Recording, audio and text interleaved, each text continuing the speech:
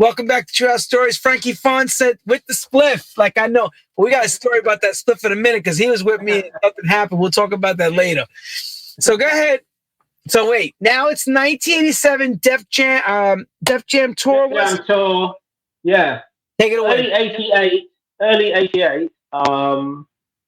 We're sort of forming the idea to do Black Market Records. They're getting I'm becoming the guy around town. I'm like DJing more and more. Everyone knew me anyway as like the up and coming, the next kid or whatever you want to call it. And I would say at this time now, all the reps were coming in. They're all bringing me records. So it's heading into 88. What a classic year. You're talking about albums like Paid in Full, Eric B. and Rakim. A lot of the UK guys went out to New York for the closing party at the garage. Bobby and Steve and those guys, I know they went out there. I didn't go, but I've been to New York many times by this time now. I was a big disciple of Bruce Forrest. I met like Larry, met T. Scott. Didn't meet Tony Humphries yet, but we went round to all the labels and stuff like that, and we were looking for records. Didn't get to go to too many clubs because Abby wanted to keep me out of harm's way. But I was well up for Latin Quarter and Union Square and 1018 and Heartthrob or whatever was going. I wanted to like check all that out.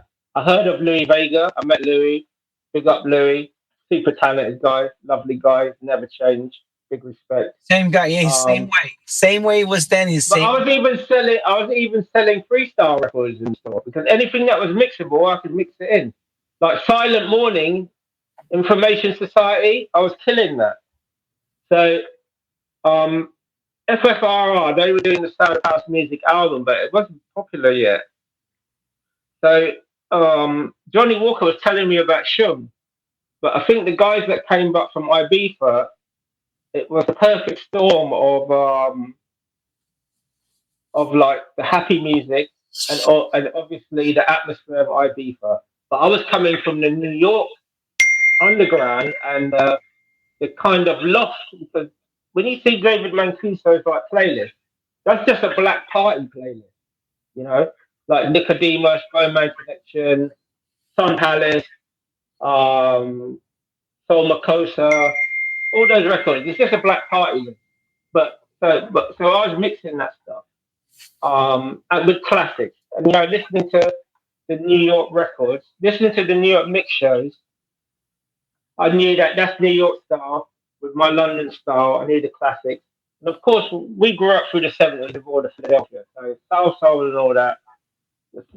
I knew that stuff inside out. I remember being a kid and seeing Instant Funk. I got my mind up with remixed by Larry Levan and Little Writing, and it stuck to me. And it was just seeing his picture as a kid. In 1981, he had a skull cap on. He was very muscular, and that was an influence on me on looking out and stuff. Because I'm bringing that into the fashion side of it now as well. It was all about looking fly, because if you were going to be the DJ, you had to look fly. You couldn't look like everyone else.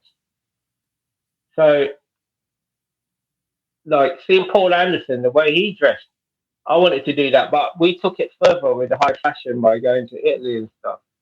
So when Black Market opened, it was like spring, and Shoom had started to blow up, and it was the perfect time because we only were going to sell house and New York and underground and classics, and we just had the records on the wall and the sound system with the two turntables. So I was the first guy in there. I was just mixing all day. And I chose all the right people to come. If someone came in and they wanted like rap or something, we'd say go to Groove Records.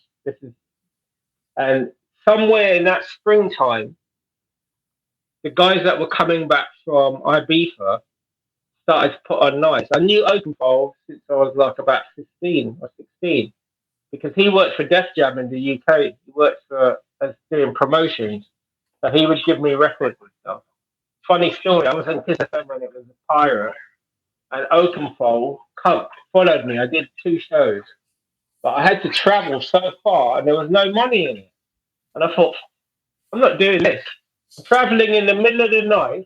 Imagine no mobile phone. You can't call anyone. You're calling from a phone box at 3 in the morning, and then you go into like this dark, dangerous place, parts of London, to broadcast. You're not getting paid, and then you spend the whole night making your way back home. So I said, I'm not into that. I'm just going to be a club DJ. And Oakenfold followed me. It's a small world.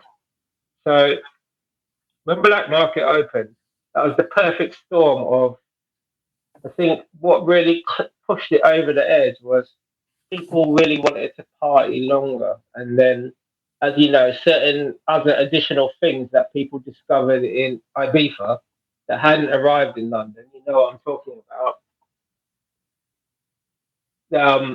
That was the perfect storm. Pharmaceuticals type stuff.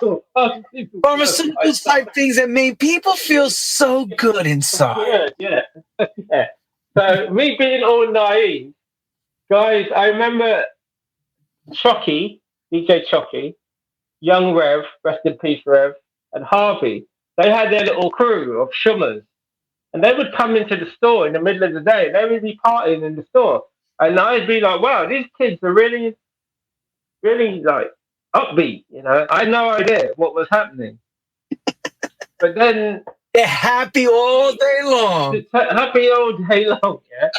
And before you know it, us Black Market, we crushed all the competition. There was no competition because the music I was getting it. I would get like hip hop bebopping, and I'd play the B side, Heat Stroke, which is a high energy record.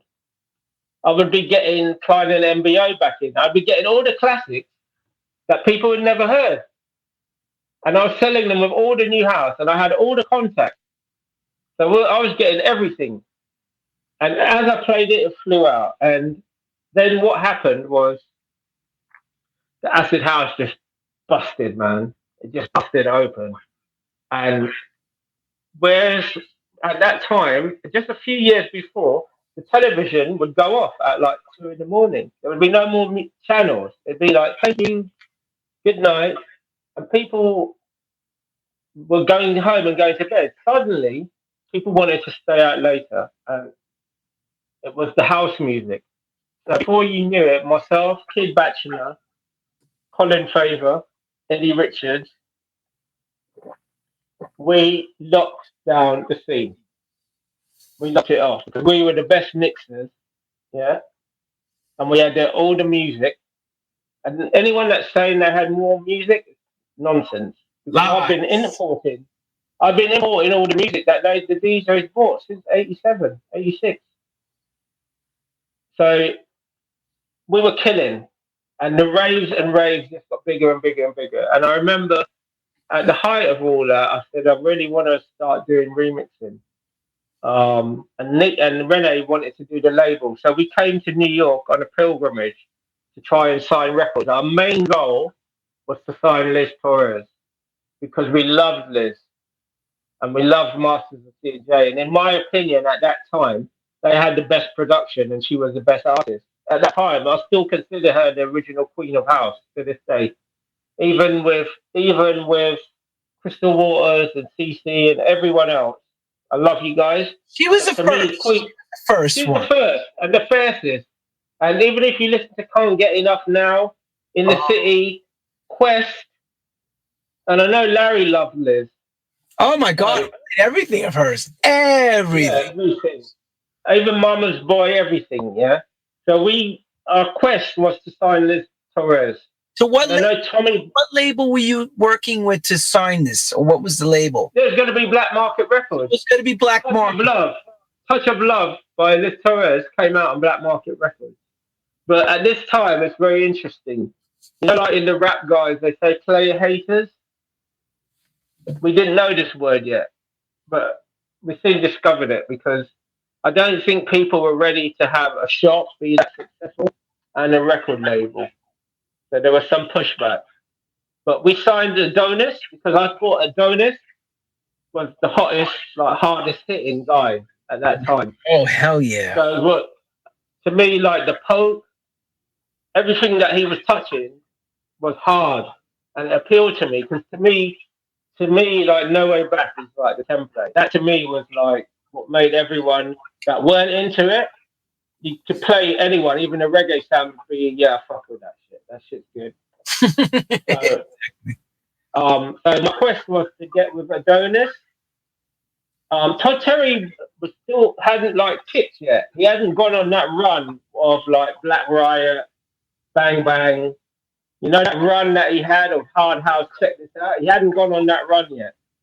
So we went around all the labels in New York to try and find stuff. But because Acid was really big in the UK, I wanted to sign some New York records, but we couldn't find anything. And I was telling you the story. We went up to Def Mix.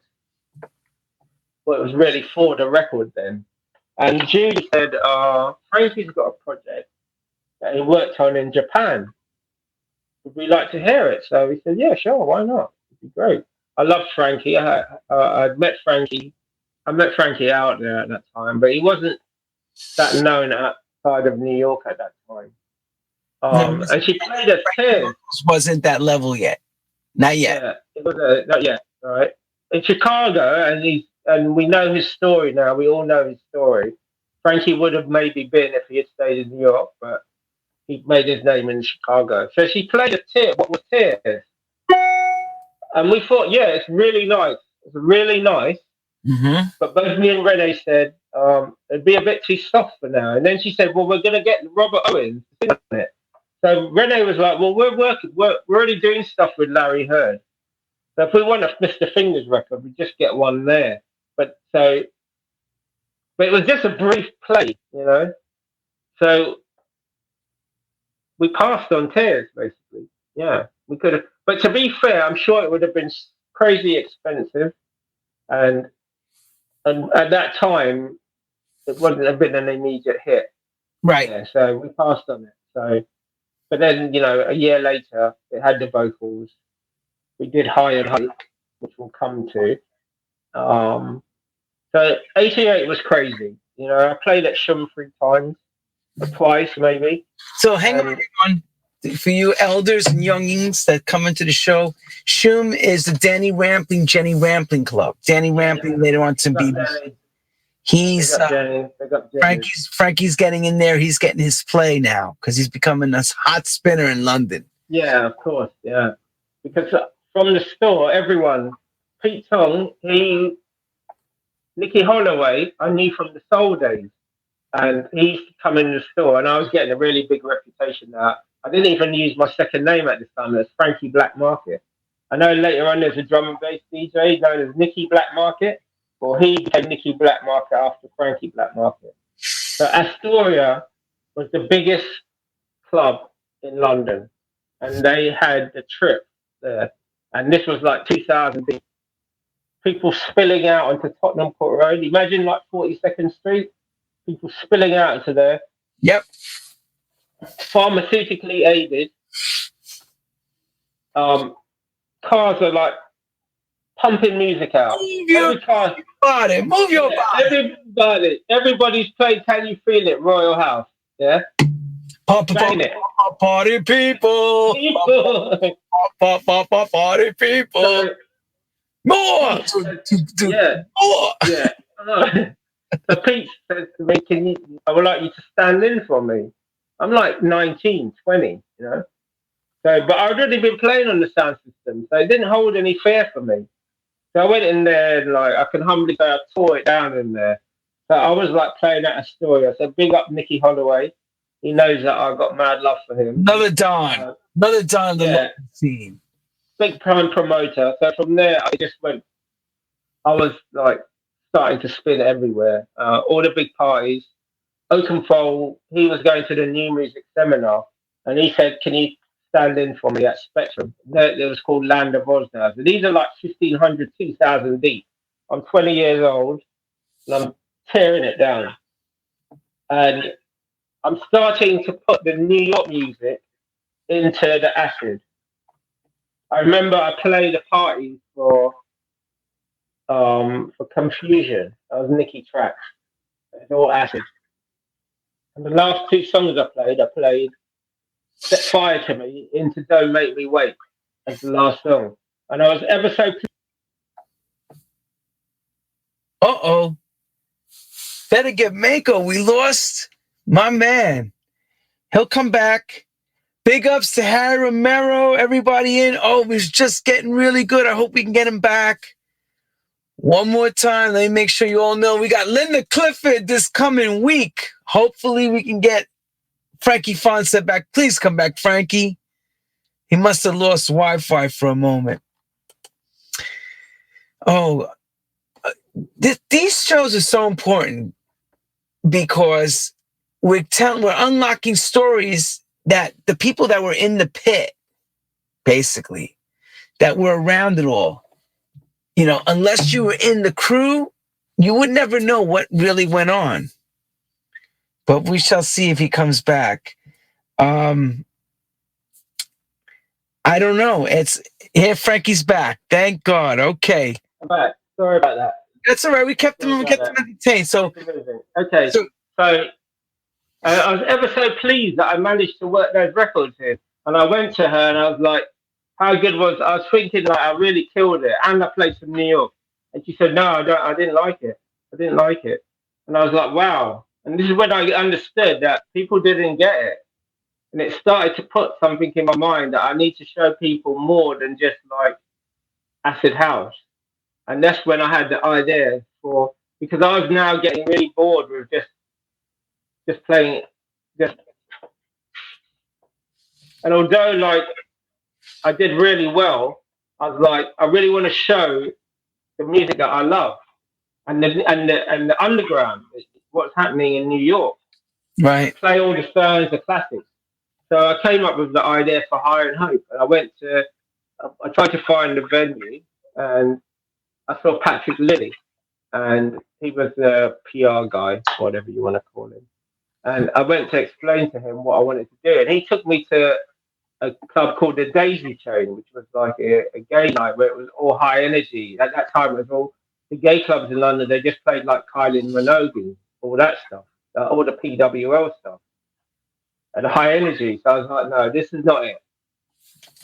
Right. But somehow between him and Norman being the Philadelphia guy and has been to New York, he spoke to Norman about it. And Norman said, yeah, this would be a good idea.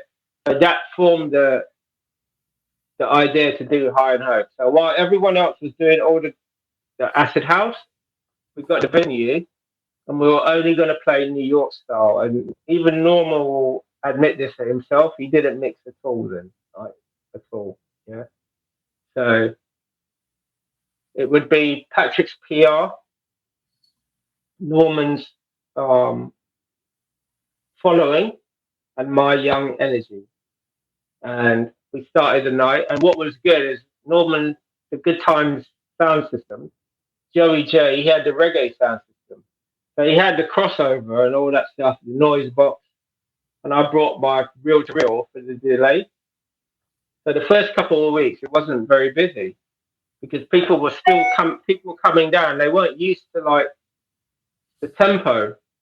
But eventually, after about 3 weeks, I had the sirens going. What was a big influence on me was not just the garage or the Zanzibar, but really bassline with Junior Vasquez. I really wanted to do that style there. And we had the big sound system, reggae sound system, right, playing. And I was doing all the cutting all the bass out, bringing it in, everything that the Ron Hardy stuff. I was really working the EQ and everything. And before you know it, that night just went absolutely bonkers. And that was the template for what became Ministry of Sound and everything in Europe. The first night that had, we broke so many acts there, like Blaze. We had In Vogue PA. When In Vogue were like the biggest group. We had In Vogue, we had Gwen Guthrie, we had Blaze, we had Loleatta Holloway. Every A&R man would come down to like find records, to break records. So it's over now. Crystal Waters, I had everything. I had it all on reel. Tears, I broke that there. And in one night you would have like ABC, the band ABC. You'd have Paul Weller there. You'd have Soul to Soul. You'd have my incredible producer and good friend Nelly Hooper, who produced Soul to Soul, and he'd be like producing Tina Marie or someone at the time. It was full of everyone, and we set the trend. So I just wanted to clarify something. All these guys that are now so into it, I never met them at that time. I never met them. So were they fans, or they were just some of the people that claim to that write for magazines and stuff, they weren't there. And why do you say that? Because it's funny you say that, because a lot of times I get people say to me, "You remember when I met you?" And I'm like, no. And my assistant always laughs about that. She's like, "Lenny, they talk to you like they know you." I'm like, yeah. I never got any coverage in particular publications. And I was like DJ of the year. I was remixing Paula Abdul. I worked on Lisa Stansfield all around the world. I played the bass line on the DJ Mark 45 King remix, because I was doing as many R&B mixes as I was doing house mixes. I got mad love from Brian Chin, Bill Coleman, and Larry Flip in Billboard. And I would struggle to get a mention in. I'm not even going to mention these magazines, but I'm sure people know who I'm talking about. I never got mentioned. So, like Blues and Soul, like that? No, not Blues and Soul, like DJ Magazine or Mixmag. To this day, I never had an article. Well, DJ Magazine did an article on me once, and they were asking me, what's your favorite part of the night? And I said to them, well, one of my favorite parts of the night is after you've worked them to the bone, and then you take the music down for the last few records, the slow music. And I said, they call this set in New York the morning music, or the sleeve set. And then they took that line and they made the heading of the article Mr. Sleeve. But obviously I wasn't very pleased about that. I could know what was I could see that. I couldn't use it, and I don't know what their motivation was behind it. And to this day, I don't feel like Paul Anderson. He didn't get a front cover when he passed away. I feel that we've never been really represented. So it's great that we have this platform now. Just so everybody knows, I went to Paul's funeral. Yeah, you were there. I was there. I cried. And I went to the after party at the Electric Ballroom, and I spoke. It was too much for me. I couldn't go because the Electric Ballroom was too much for me, because I really cried, because Paul really played a big part in my life. I told that to everybody in the microphone. I said in the speech, I said a lot of the fellas wouldn't have careers if it wasn't for him breaking these records. No, and he was the one that made us believe. And then he passed the baton. And the thing about Paul, he had no problem encouraging you, because in some way, like, he would tell me, I'm so proud of you because you're doing everything that I wanted to do. And I always looked out for him, and he always looked out for me. And even, we were the first guys that were really getting money like that, having Rolexes and driving like white Mercedes and all that. And me and Paul would like drive, and we would enjoy each other's company, and it was all love. And I can't say that it's been like that with a lot of people. As you know, in our business, our friendship, we don't see each other for many years, but the love is there, the comfort is there. As soon as we saw each other, because it's genuine. And I didn't get into this stuff to be voted the number one DJ, because the people on the street, they call me Fabulous Frankie, I didn't give myself that name. Just like Marvin and Hagler or whatever, it's a compliment to me, because when I used to go to play, I give them everything that I could, and as you know, it's not the same with everyone, but we're going to keep everything. Yeah, but you got to realize something, Frankie. You got to realize something. I mean, let's not go bitter, but we got to tell the truth. when you're in the position that you are fabulous, everybody wants a piece of you. It's the truth. Yeah. So there's a interference in your mind that you forget that it's not the realness of friendship. It's more like they love me, but you forget why they love you because you're inside of it. It's hard to explain to people this. I tell them.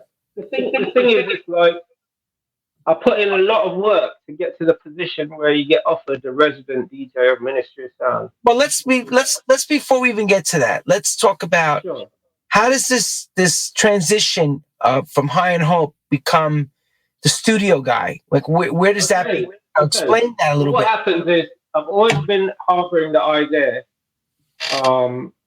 Really, I wanted to be an executive because I looked at like Louis Silas at MCA, and he was mixing all the records and A&Ring them.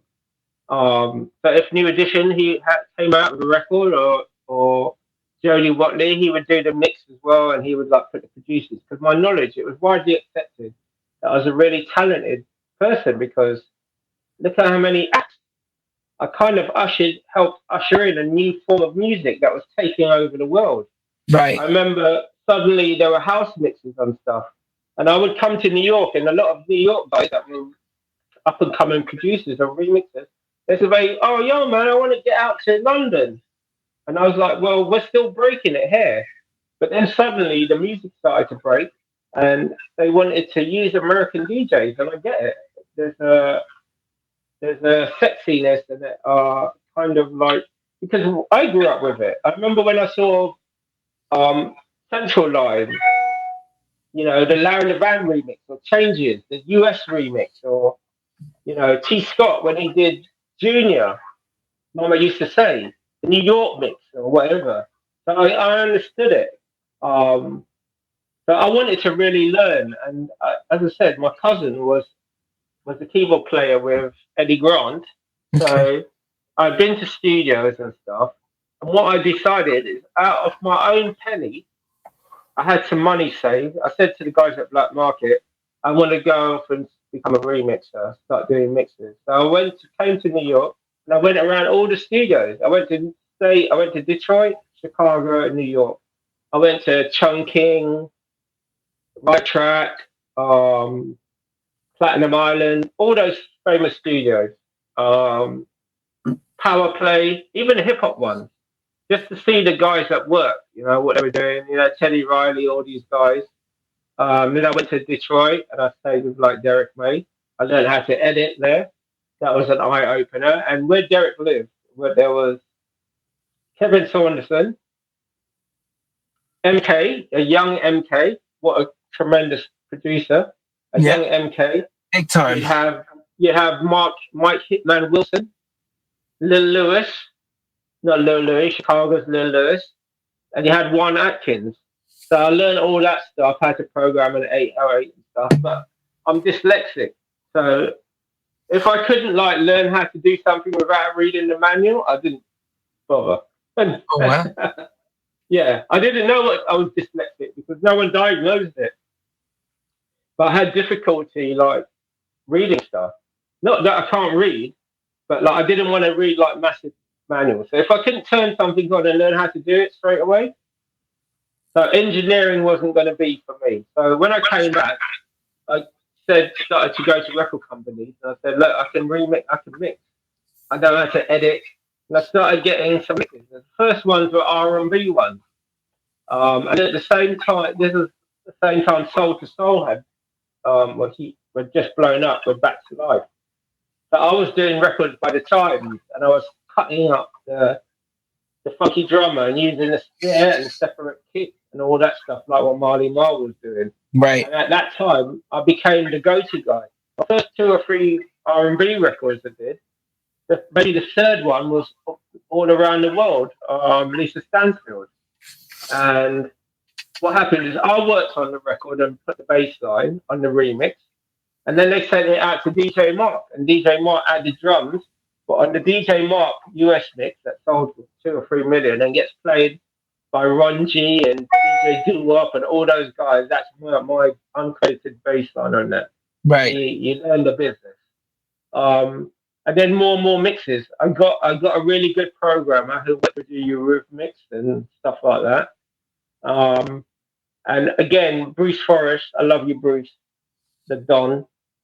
I'll tell you a funny story about Bruce. I was DJing at Heaven, and for most of my life, I just thought Bruce was black because the records he made were so black. You know, like Fonda Ray. Yeah. It was a huge black record. Touch Me. Like any party you went to, even if it was a reggae party, they would play Touch Me. So for me, whenever I saw Bruce Forrest, and I'm sure I saw a picture of him in Dance Music Report that it was a white guy, but just in my mind, I always thought he was black because the records he made were so black. Yeah. Right? And whenever I heard any tapes, was fortunate enough to hear any tapes of him, he was on that kind of aggressive. He wasn't like Tony and Timmy. No, you're right. All sorts of shit flying off. So I just thought he was black. So he came up to me and he introduced himself and he said, I'm Bruce. He said, it's Paul Oakenfold here. I said, no, I'm standing in for him. He's in New York. So I said, who are you? Because he had the DMC thing. So he said, who are you? So he says, I'm Bruce Forrest. I said, get No way. there. Forrest. No way. You? You're not Bruce Forrest. And then from there we hit it off, and he used to come to High and Hope, and it was just a thrill for me to have like my hero, sitting there, and that made me play my skin out. I bet. If Bruce was there, man, I was going in because I had to show him the influence that he had on me, and we became. You know, I really love Bruce. He's a great guy. Really, really fantastic guy. Out of all my remixers, when it comes to overdub, the stuff he did with David Cole, I think is just phenomenal. So then I started learning more and more, and then I didn't have the budgets, and we didn't have the expertise that we had in New York. He had in New York, because I would turn up with my MPC and at Psalm or whatever, and they would be working with the Pet Shop Boys and, you know, Trevor Horn and this one and, you know, Bob Clare Mountain and all these big, massive guys. And they'd be like, what are you doing with this? This is a joke. And I was like, yo, this is what they use in New York. And they were like, no, this is bullshit. You need like proper stuff. And then the guys you get in to do overdubs, I played bass line and all my stuff. I didn't know keys, but I knew, and I'm really proud that my biggest record, which was Fingers Closer, that's me playing on there. So it comes from somewhere else. It's not me. Beautiful. I can't take credit. That comes from. So the remixing thing was good for me, but I've quickly realised I didn't have the patience to be in the studio all the time. I didn't enjoy it as much. And also, I would do some really good work, and at that time, the press, it was really kind of like, they had their people they wanted to promote, and I would have like a massive record, and then I would get a big write-up in Billboard, and I wouldn't get a write-up in Mixmag or something, and it was like disheartening for a young kid, you know, because I thought that people would want to get behind me, and I realise now that it was some kind of politics or what have you.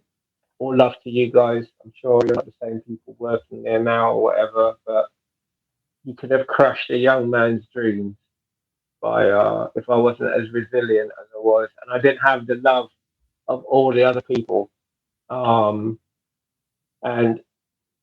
you know, I had like a budget of like 5,000, and maybe. And at this time, I'm not competing with like Dave Leon or someone or Booker. I'm competing with Shep Pettibone and Morales and Knuckles and Clivillis and Cole, but half the budget. You know? Because you need the budget to mix. You can do incredible overdubs, but if you haven't got time to like mix it with fresh airs, you're starting a mix, you've done overdubs, and then you're starting a mix at 3 a.m. You haven't gone home. Your ears are like tired. You need to like go, and you got another day to come in and do stuff. So Sure. the good work that I did, I'm really proud of it. Um, but I don't think that I enjoyed remixing and producing as much. And I'm not a guy that can do formulas. To be a good remixer, you need to like keep doing the same thing a lot. Yep. And I couldn't do that. And the other thing, I was doing R&B. They were like, well, I'm gonna get Todd Terry to do his thing. I want you to do a smooth mix, Right. for radio or something.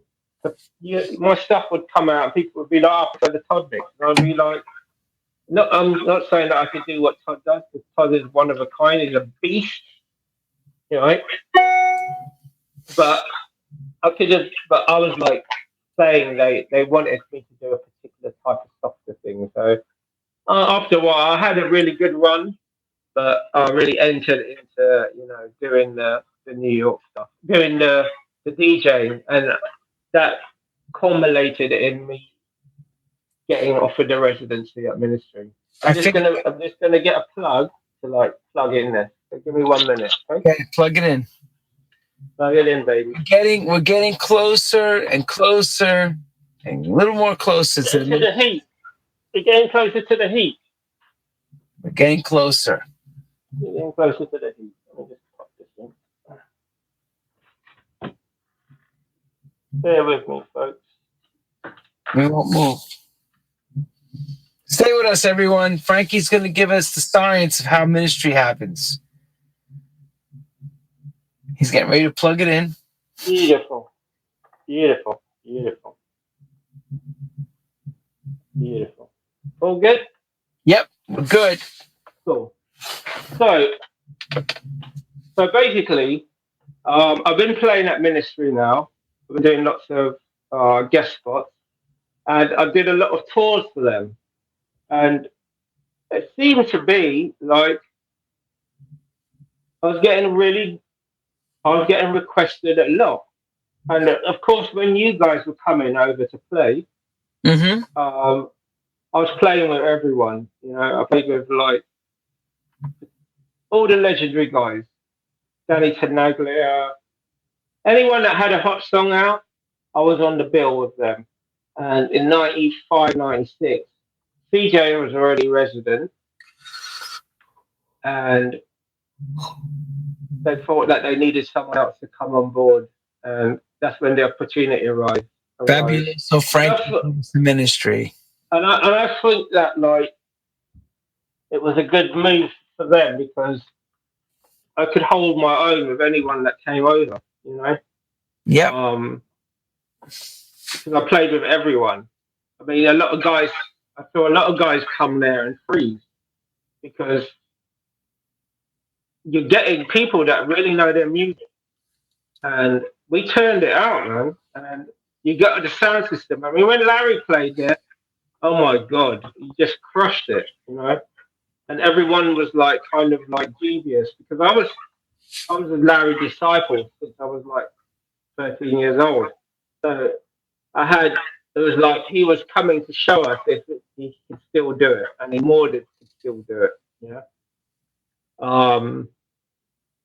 So I got in there, and my first thing I wanted to do was put more punch into the music. I took it from being all the New Jersey sound to started to play more mood to swing, more deep dish, alongside the records, all the early tribal stuff. So my biggest records there was Fired Up, Funky Green Dogs, huge record everywhere. I had it a long time before anyone else. I went into Virgin, and they gave me the Daft Punk album on cassette. So as soon as I heard Burning, I re-edited it straight away. So months before it blew up, when the funk was just out, I was already playing Burning. I made it a huge anthem there. And we really broke some huge ground with that club. because suddenly you were getting all the dancers, inverted commas, that are coming out of like working all the nightclubs that are finishing at 5 or whatever. Or like Nigel Benn and all his crew, world champion boxer, he was coming down with his little entourage, and they related to me because I was the guy that they've seen come from all the sound system days through acid house, through remixing, to now being in the club, and I understood how to like work the sound system. A lot of times, guys came over, and some guys did really, really well, and other guys didn't do as well. Some guys they'd have a hot song out, but they weren't really DJs, but they took the DJ job because they got a hot song out, and then they got to play for 4 or 5 hours, and I would, be upstairs chilling, and then they'd say, Frankie, you need to go back on. They've cleared such and such has cleared the front room. Everyone's in the bar. I'm like, dude, I want to go home. In there like all night. And they're like, no, like you gotta go back on, I know Louis did really well always. David was always loved. We had some really incredible nights. The second birthday, we had CNC Music Factory with Martha Wash. We had India and Robert Clavillis and David Cole. We're really lucky if you got to see. I'm sure you saw these guys many times in New York, but this was the first time they DJ'd there, and people got to see David like play keyboards over. God bless you, David. Amazing talent. And I'd say for 2 years that was like really helped reshape the music, because what people were reading about in the magazine saying this guy or that guy is the guy, it weren't in London. Right. I mean, I went because London was a very specific thing. They would bring what I think kind of started me to lose a little heart with the scene was a lot of people were coming out of university and getting jobs in London. And they loved all this kind of Renaissance and all these northern music, happy house or whatever, right? And they would be telling me, "Oh, you're not as big as like such and such," and I'm like, "Yeah, those magazines don't cover us." They have this. They'd have such whoever on the cover saying, "Is this guy the savior of dance music?" And they would come to London and flop at Ministry. And after a while, I just started to think, I'm the resident DJ. This means everyone's coming in to like take my position, but no one's taking it. No one's like ever knocked me out my spot in terms of music, but they were getting more prestige in terms of like magazine press and stuff. Right. And what happened was, I think this is the time when Subliminal was starting to really get big, and I'm not sure. Like, they never told me that they said like, "Oh, we're going to get Eric in." Right. But I was a resident for like nearly 3 years, so that's like quite an accomplishment, Sure. Considering that you've got every hot DJ in the world during that time, and that's a golden era. I mean, if you imagine like 95 to like 90, late 98, imagine the records that come out through that period. It was nuts. It was crazy, the amount of records, and really great records. A lot of great time. A lot. People loved it. We loved the 70s, and that was great. And the early 80s with all the Prelude and all that, amazing. But you can imagine all the Ibiza now is getting huge. Italy is getting huge. When Louis and Todd, Strictly Rhythm now are killing, all these New York labels are killing. And imagine having that sound system to work on for 4 or 5 hours, most Saturdays. You're literally getting up. I would go to sleep. I'd spend my week programming sorting my music out. And I had the same booth at home. I had a Uri at home and everything, and a reel and everything. So I'd be able to do everything that I wanted at home. Then you drive 20 minutes from Camden to Ministry, and at 5 in the morning, you know that you're going to play till like 9 in the morning. It's going to be packed. You've got the best sound system, Right. and you can do what you want. And this is when you like can play a record for like half an hour now. There's songs like "Move to Swing, Move Me," or "I See You Dancing" or whatever, and you're working that the hell out of it. And you could turn off all the lights. I could do my own lighting. It was crazy. And then when you come off, someone else is really good, like Masters at Work or whoever's going to come on after you. So people were really spoiled. And then then they said it's going to Saturdays is going to turn into subliminal. By this time, I think CJ had gone, and that was it. I never really went back after that. And What did they do to when you were out of there? Did they send you a telegram, or did they just they say don't come back? Nothing. I was listening to Kiss FM, and Eric Murillo was on one of the shows, and he said, "Oh, I'm the new resident at Ministry of Sound." And I was like, so he called and said, "Is Eric the new resident?" And then and let's be clear, they gave me an amazing opportunity. The club's in my heart. A lot of people that went there during that period, they love it. They show me love all the time. I'll always have amazing respect and fond memories. But this is just how it went, because, as I said, you had people that in positions that really shouldn't have been in those positions, because they had no history in club. They were coming out of university, and then they're head of promotions and stuff. And it was the same. I'm sure it's the same in New York. You had guys that were running labels, head of something or whatever, and they've got no experience, and they're telling you like, this is hot, and you're like, dude, you'll manage me. You're not supposed to be telling me that someone else is like hotter than me that's only been in DJing for like 6 months, you know. Yeah, Let's be clear. I've got nothing but love for Ministry.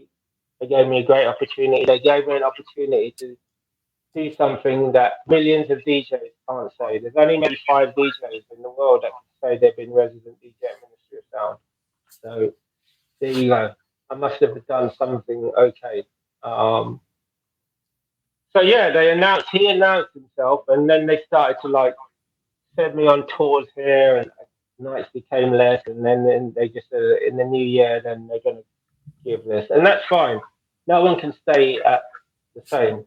But it was very hard for me, because then I started to have to go back on the road and do gigs, and I was then had to play at places where you didn't have the sound system, you didn't have all the love. No, that's here I am now in 2000 playing basement jacks. No disrespect to basement jacks, but I never played that shit at Ministry. But I'm doing gigs where it's a job now, you know.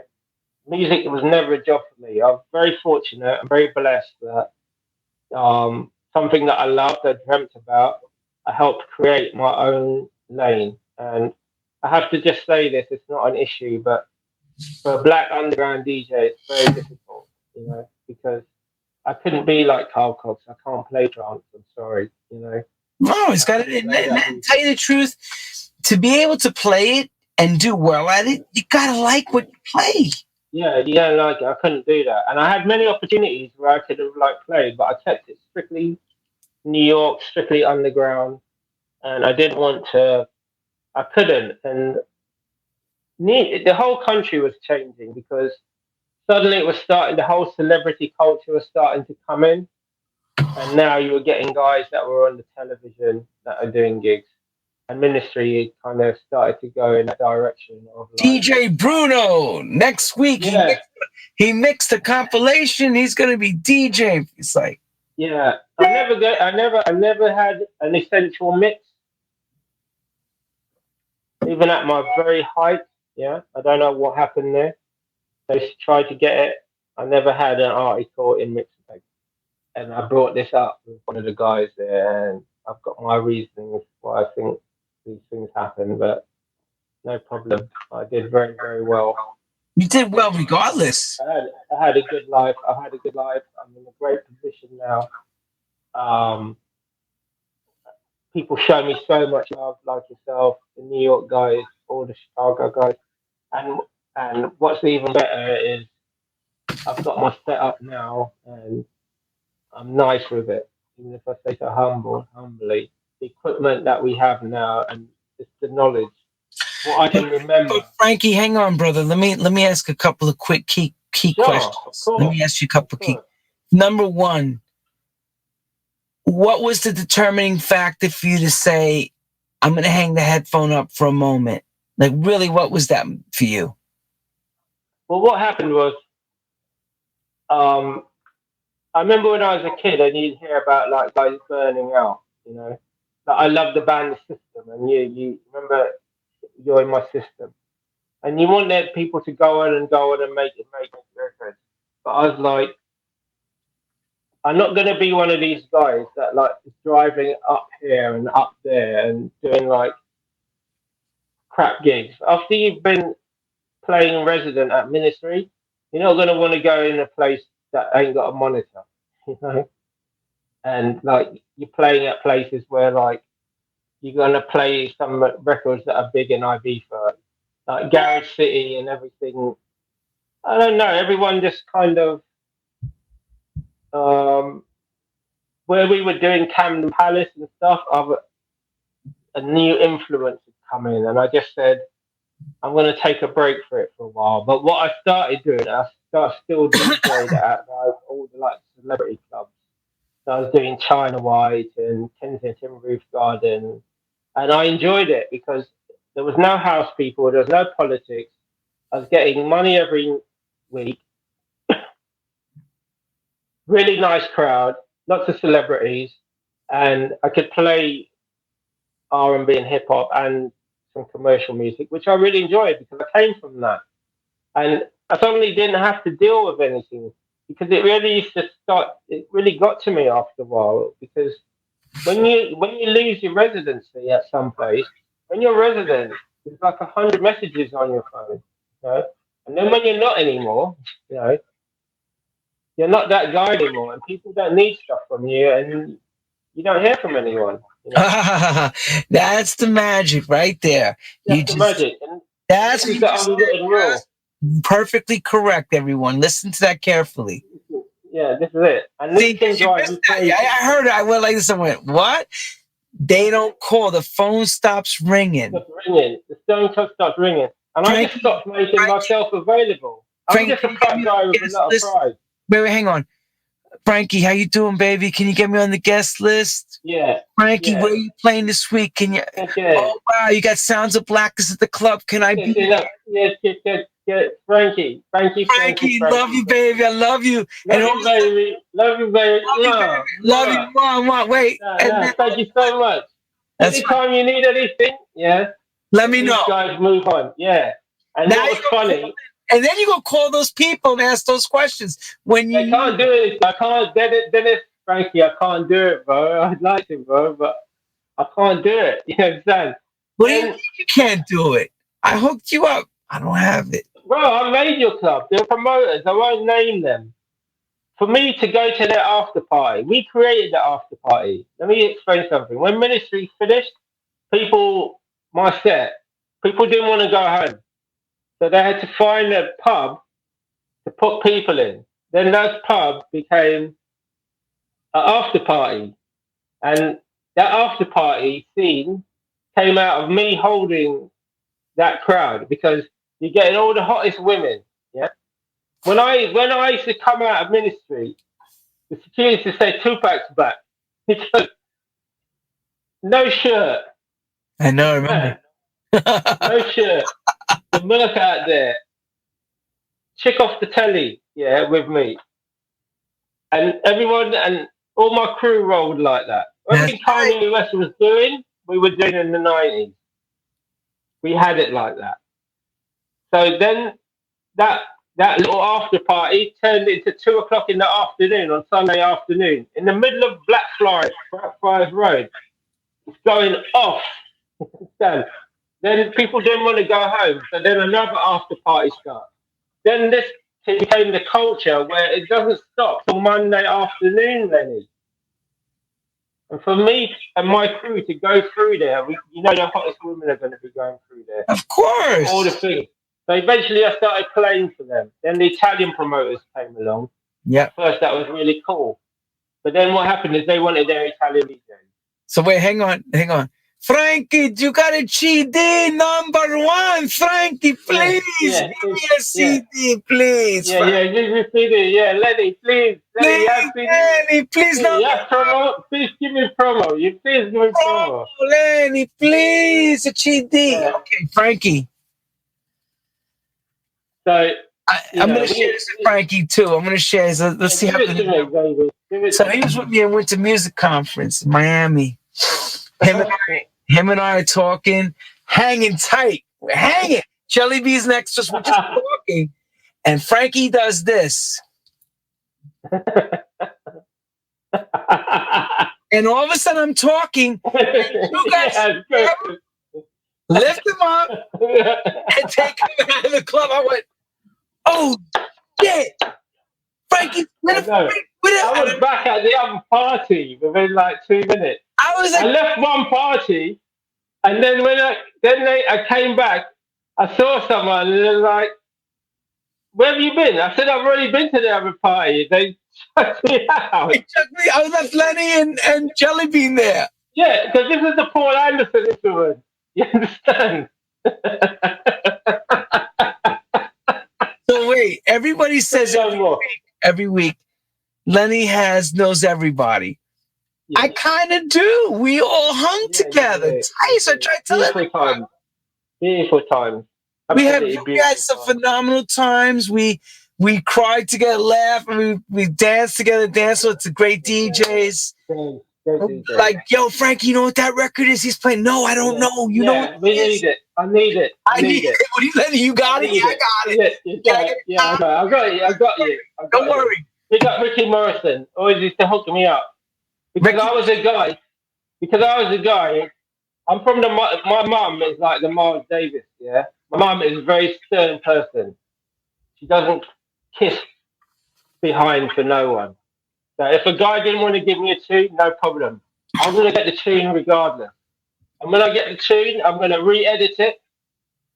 But I would never if a guy wanted to give me a tune, I get it. If he doesn't want to give me a tune, then I won't play it. No problem. Can you right now behind you? I see some platinum looking thing. That's a few things. My Pacino. Tell me. Point your finger. Go ahead, point the finger. This is a sore point for me because one of my managers, I didn't know that I should get plaques and stuff. And I would go to his house and he would have all these plaques. But if I got all the plaques that I'm supposed to have, my mum's got a few. At my mum's, we got the Paula Abdul 5 times platinum. We got the things. But I didn't know because I was 20 years old. And he was managing me and I'm not going to name him. Good guy. Learned a lot of business. But I learned from him I didn't need a manager. I could manage myself.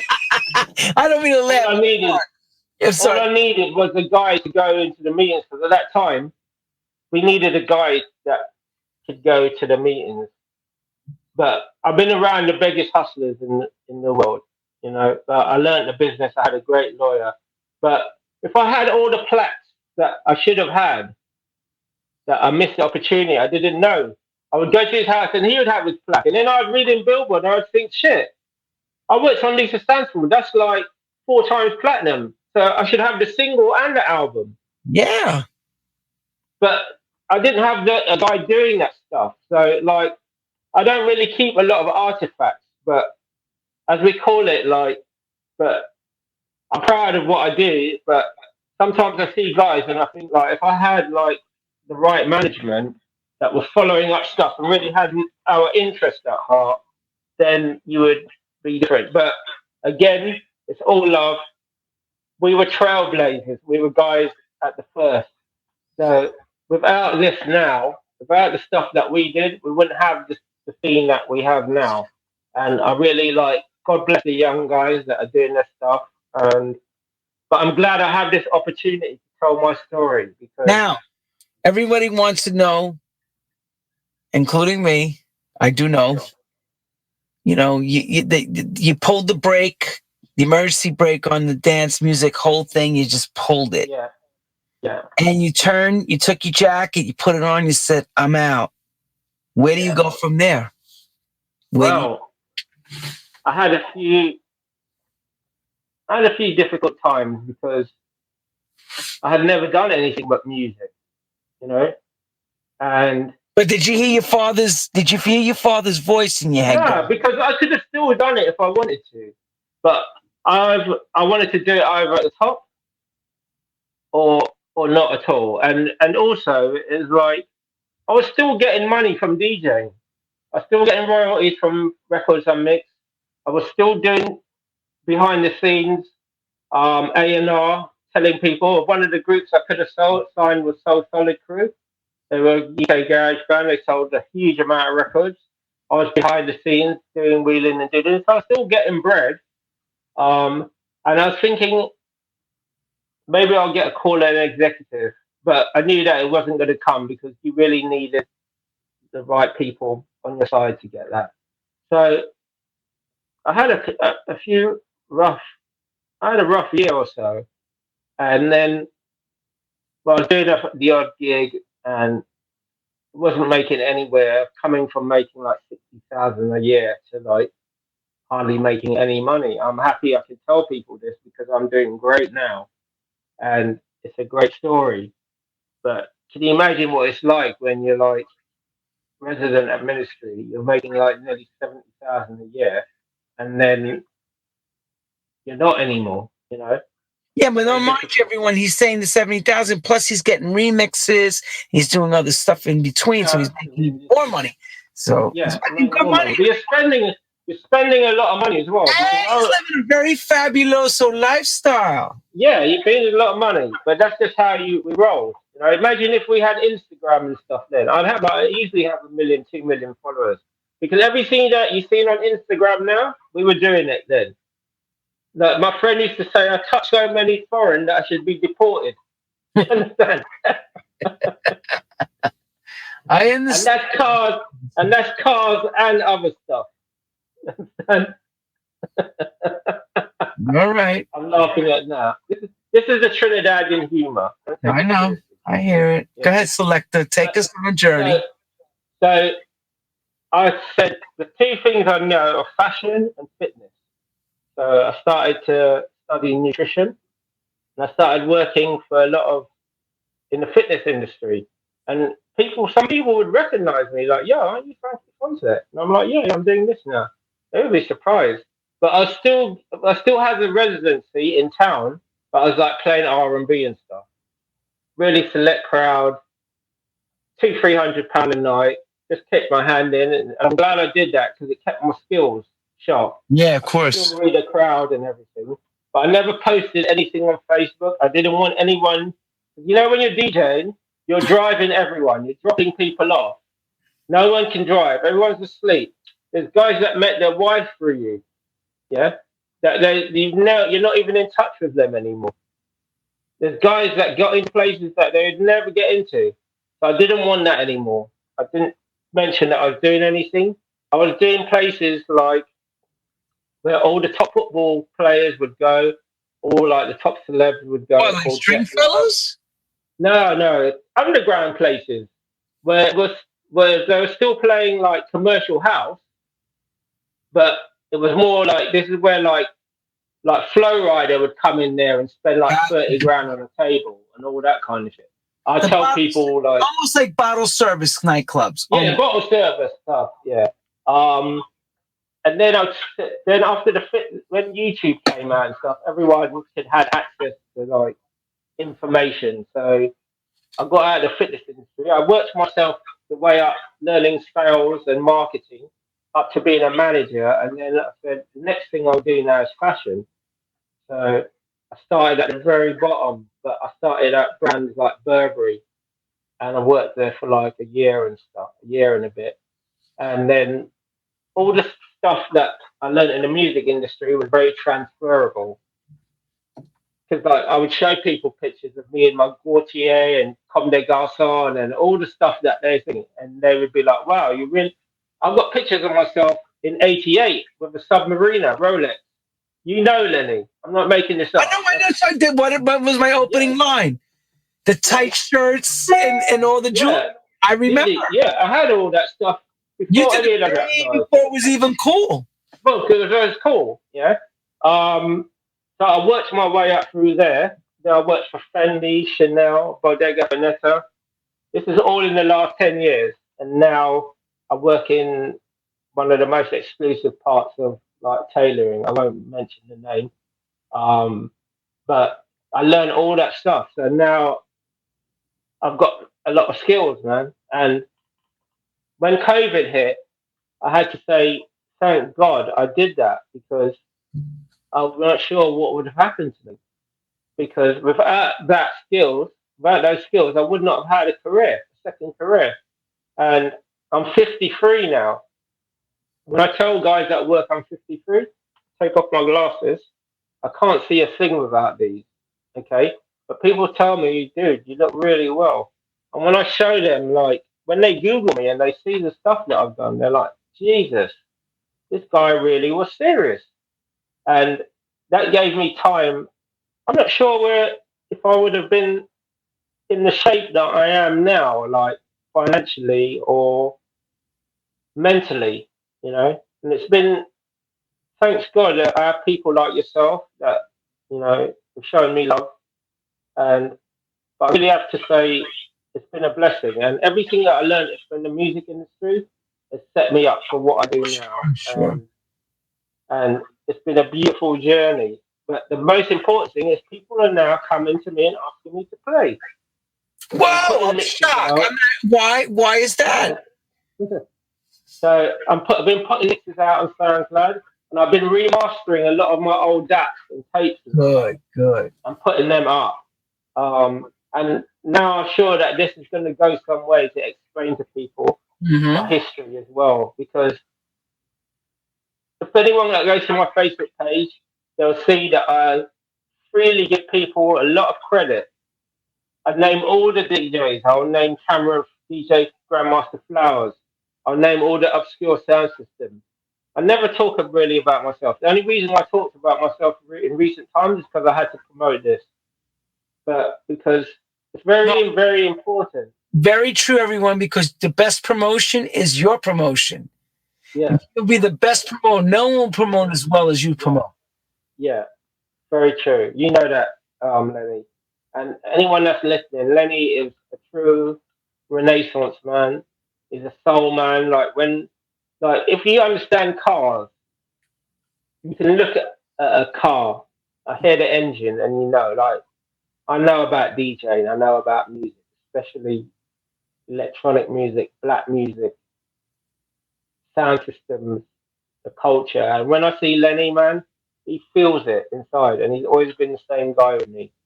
Some guys, like, I knew them when they were in New York, they were no one. Then now they give me the soft handshake. You know the soft handshake? Oh, I love that handshake. You with the no love behind it. It's like there's no behind it. It's like know you. It's air. In England we call it the vicar's handshake. Yeah. You know. I forgot about that. It's like hi. Yeah, hi. You know? So this music has brought everyone that I know, the music has brought us together, and now we're going to enter a new zone of it. Let's be real. There's not a lot of us left from the original crew. No. I remember I used to hear a lot of the New York guys when I was 20. Unfortunately, this is when, you know, HIV and stuff had really wiped out a lot of the original guys in New York. And I was very young then. And I remember there was a guy that worked for Tommy Boy called Tom Richardson. Oh, I got it. Yeah. And he gave me a record to mix. And then he passed away a few months later. And I didn't understand it fully then because I was just a young kid. But now I understand it because two of my greatest inspirations, which was a guy called Derek Boland and incredible DJ called Derek B. He had so much charisma. Original mixer. Great on the mic. Both him and Paul are gone, and so many others. And so now, like, I want to like carry on, and the music that I'm going to play is going to reflect that. I'm glad I never went into like commercial music and the equipment. What I can do with like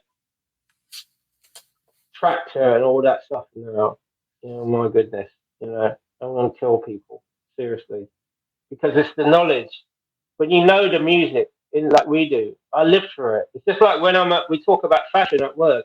I say, listen, I lived through punk, new wave, soul boys, new romantics, rude boy, ragamuffin. I understand everything. I didn't read about it at university. I was there. You were there. You were wearing it. Come on. I was wearing it. So I think it's just I've been really blessed. I've been really blessed, and like my father, bless him, he was 93, he passed away in January. But he came to see me play many times, and when he never said it to me, but when local people used to say, "Where's Frankie?" He used to say, "Oh, he's in Japan. He's playing out there. He's a big out there, You understand? But he never say it to me, No, he's telling everybody in the neighborhood. He's in Australia. Yeah, he's in a big thing out there. You didn't understand. So, he's big that guy. Big time. Yeah, so he got to see me do what I wanted to do, and touch wood. Let me tell you something.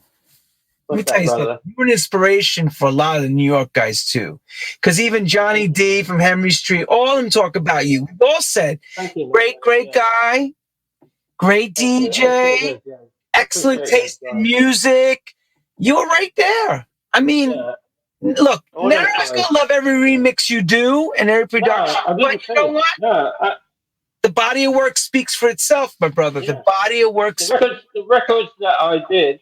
Like the Jimmy Rapolo record, Express Yourself, sampled by so many people, man. There it is. Sampled by so many people. And I'm not just a house DJ, because my roots come from a lot of different things. So there'll be things that I did.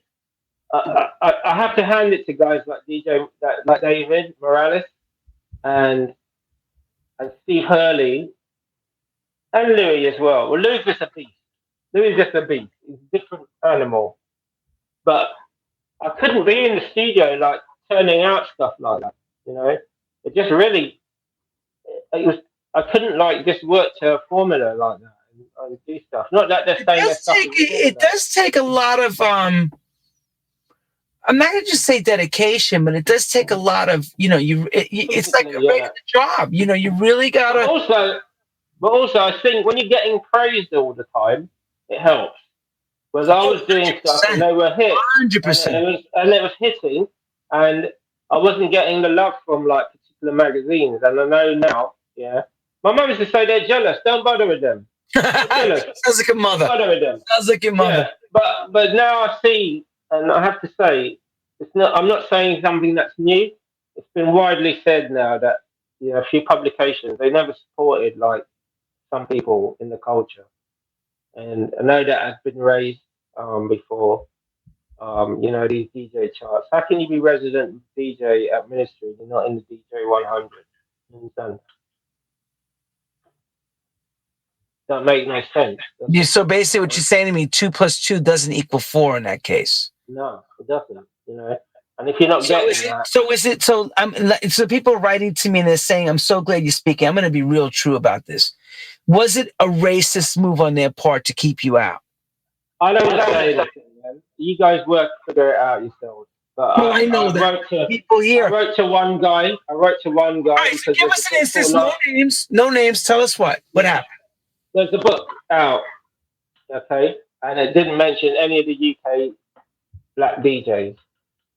And that book is widely regarded as like the Bible of thing. And I wrote, and there's another book called What Kind of House Party Was This?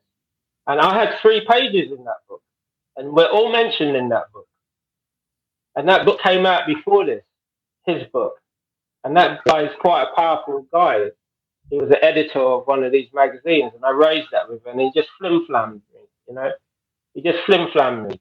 But you work it out yourself. How can I have done Black Market, High and Hope, Acid House, Resident at Ministry, and I don't get a single mention in the book? Yes, No, someone else. I'll tell you, it's pretty clear to me. Very clear.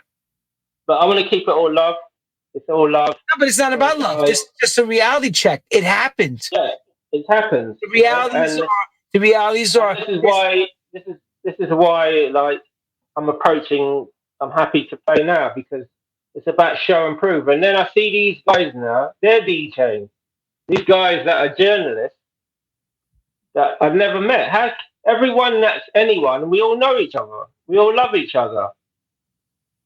We all know each other, man. Anyone that knows each other. But these guys are experts, but no one's met them. I've never seen them at a party. They've never come and asked me, yo, get me a drink. We like to bring up here, we got a forensic expert back from the day. Does anybody know who he is? No. No, but he's written a book. And he's an expert. Yeah, and this book, if you go to Japan, these guys take this as gospel. If you're not in the book, then you're who are you? You know, so, but what he says, at the end of the day, what is, people that know, and I'm getting more than enough love. I get more than enough love, and coming up will show, because Pete Tong, love you, Oakenfold, love you, Danny, Nicky, all these guys, we've all worked together, and we have all the New York scene. So you're talking about a career of 35 years, you know. I've got the platinum plaques, I've got the stuff, and I'm healthy, I'm still good, touch wood. Garage City, big love to Mickey C, big love to Zoo Boys. I love you guys with all my heart. You always supported me. Even when you guys screamed at me for not doing your gig because I had to play at Ministry or whatever, you understand? It's always love, you know. And it's a celebration. And what you're doing, Lenny, is so important, because I can now show this to people and they'll understand what we did. And that's the reason why True House Stories is to show it is, because these stories don't exist anywhere, and now they do. They're clear. The link, you know, and without the groundwork that we put in, you wouldn't have guys now that are doing the stuff that they're doing, and they're doing really well, and I love it. And when people call me Uncle Frankie, I love it. But now it's great that we have this outlet, because before we had to wait for them to do an article on us. We couldn't tell our story, and I would do a photo shoot, and I'd be there all day, and then I would get a little picture in Music Magazine, right? And the lines. Yeah, one of the guys asked me once at Music Magazine, why did I get the Ministry residency? Like, he was kind of shocked why I got it. Like, why you? Because why not someone else? I was like, because I'm the person that can hold it down. Any New York person that comes in, I can hold it. I can start for them. I can finish. I can close. You know. Can I share you a story, Frankie? Sure, please. I'm gonna share this with everybody. I had never mentioned this, and it's gonna be the first time mentioning it. So when Eric Murillo got the residency, I was also approached to be the other resident to come on board. Oh, brilliant! Yeah. That was during the era of Justin James. Yeah. And when he was running the bookings, they promised me, they took me to dinner, the whole deal. Wow. They said it's going to be you. So Eric Murillo was Subliminal, Lenny Fontana, and I was like, wow, I'm going to be a resident. We were going to switch back and forth. Yeah. I didn't get to do that residency, but it's part of our game. You get the moments where you think. And the funny thing is, when Eric first started to come over, and you got to remember, Eric's big break was 93. I like to move it. Yeah. He came over, he was great. I played some good sets with him, and I really helped him, you know. I really helped him in a lot of ways, like behind the scenes.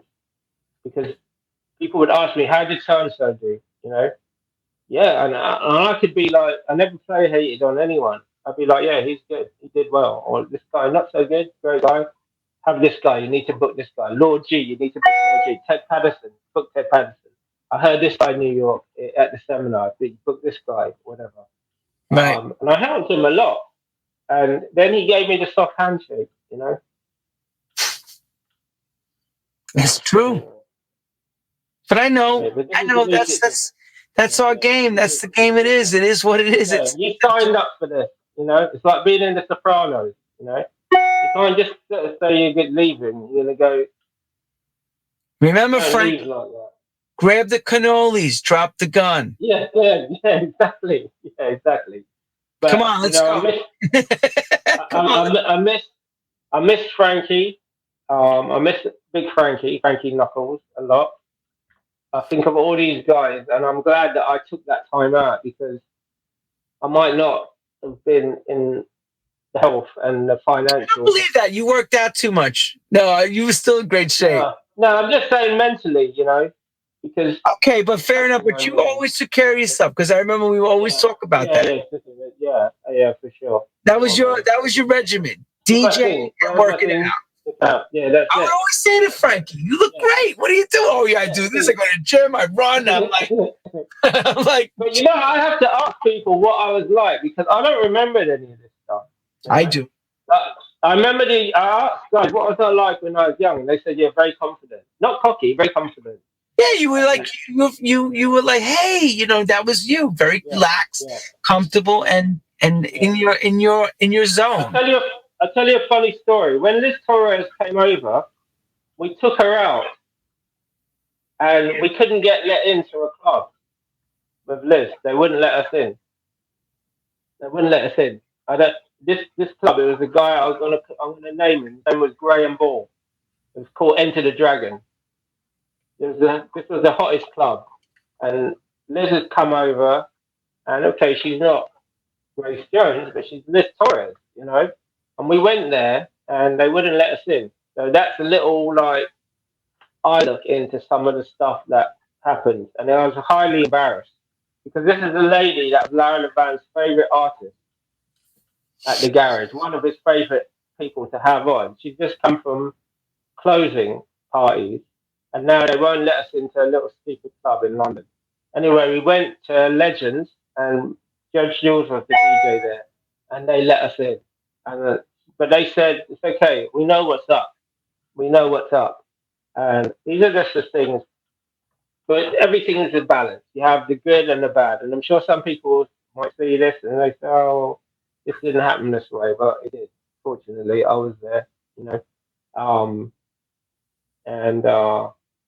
It's just what it is, as the techno song says. You know, it is what it is, man. You know. Frankie, it is what it is. And on that note, you are a superstar in our book, and you keep doing what you do. You're the best. God damn it, you get back behind those wheels of steel and rock. I'm there, man. I've got a lot of exciting stuff coming this summer. I know I'm booked for quite a lot of gigs. I'm getting gigs coming in. You're going to see my page up and running. I have to start to get into the ego of like promoting myself. You will when you feel comfortable about it. You'll start to. It comes with the territory. You'll see. It'll start becoming like your day to day. Yeah. But Frankie does some fabulous tailoring. I've seen the work he does. It's Thank you, man. Thank you. Yo, I need some tailoring from you. I got you, man. I got you. When we talk off air, I got you. I'm gonna get all your stuff, and I got you back. I got you all. Anyways, all love, man. Thank you. Love to all the people that support this brother, because he's our brother and he's doing something great for the scene, and it's from the heart, and he deserves all the continued success that he has. He's always treated me like family, and I consider him family. And he's given me an opportunity to tell my story, and I'll be forever grateful. Karen, you're a new friend, but you're going to be a very long time friend. You've got an amazing assistant there. Big things are destined for her. She loves house music. She's a house music fanatic. So great. Thank you so much, Lenny. I hope everyone enjoyed my story. It's been